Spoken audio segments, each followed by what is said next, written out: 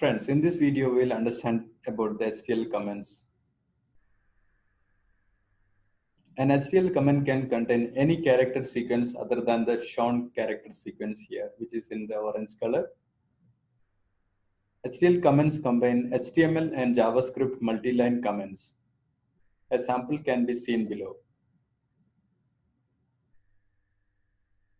HTL comments are not evaluated and are removed from the result.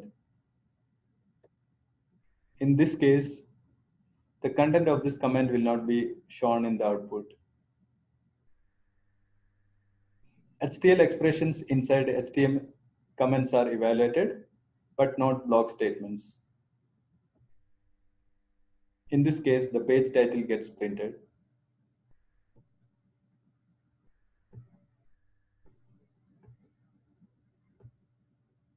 Thanks for watching.